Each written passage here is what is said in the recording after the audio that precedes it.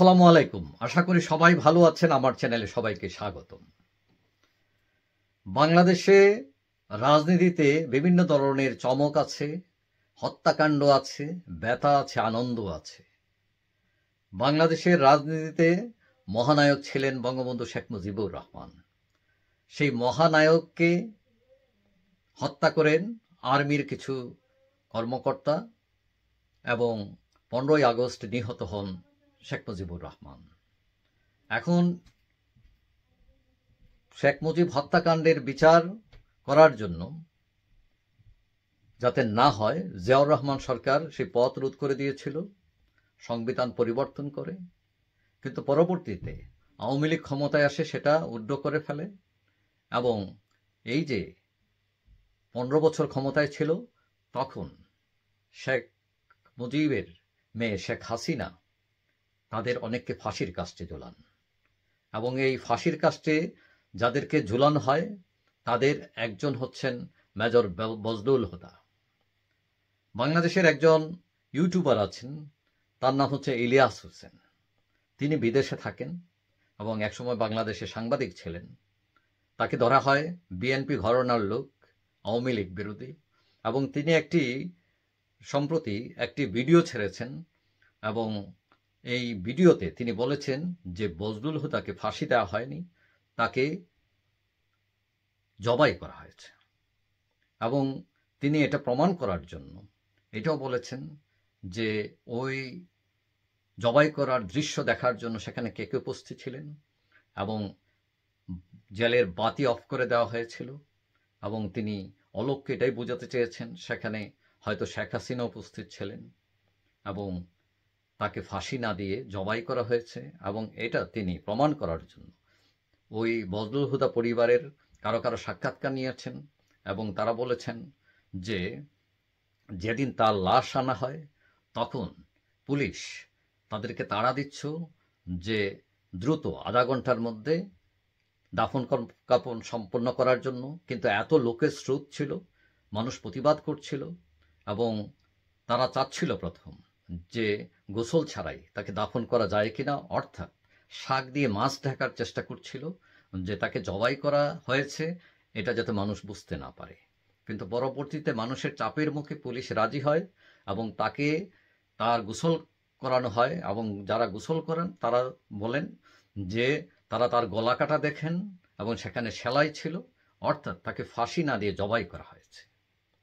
এখন কথা হচ্ছে, প্রত্যক্ষদর্শী যারা ছিল, এটা সবার বক্তব্য নয়, এটা মূলত তার পরিবারের লোকজনদের বক্তব্য। এখন কথা হচ্ছে, সেখানে অন্য পক্ষের বক্তব্য নেওয়া হয়নি। যে এলাকায় এটা হয়েছে সেখানে আওয়ামী লীগ লোকজন ছিলেন, সেখানে কোনো আওয়ামী লীগের লোকজনের বা ওই সমমনের কোনো দলের কোনো কারো বক্তব্য নেওয়া হয়নি।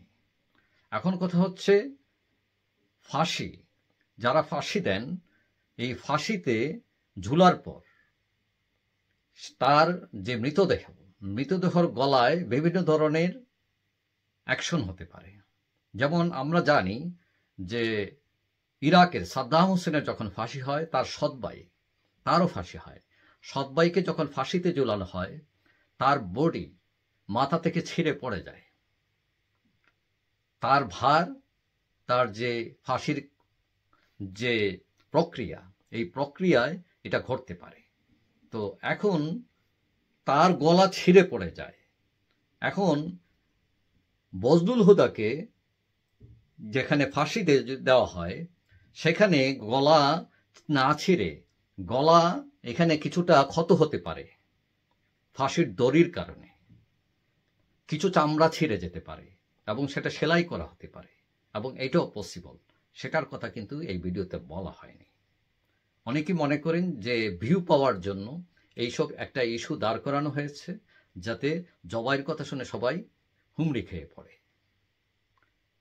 আমরা যদি আবার এদিকেও দেখি যে জবাই প্রক্রিয়া তিনি যেটা বলছেন বা ফাঁসি, সেখানের সাথে যারা জড়িত ছিল কারা কর্তৃপক্ষ, এই কারা কর্তৃপক্ষ তো এখনো অনেকে জীবিত আছেন। তো যারা জীবিত আছেন তখন হয়তো ভয়ে বলেন নাই, কারণ শেখ হাসিনার শাসন ছিল। শেখ হাসিনা চলে গেছেন 1 মাস, কোনো মিডিয়া, কোনো ব্যক্তি তো বলেন নাই যে না, তাকে ফাঁসি দেওয়া হয় নাই, তাকে জবাই করা হয়েছে, সেখানে হাসিনা ছিলেন, আওয়ামী লীগের অমুক নেতা ছিলেন, কেউ তো বলে নাই। তাহলে এটা কি মন গড়ানো কাল্পনিক বিষয় না এটা? এখন কথা হচ্ছে, যদি সত্যি জবাই করা হয়, বজলুল হুদাকে কেন করা হবে?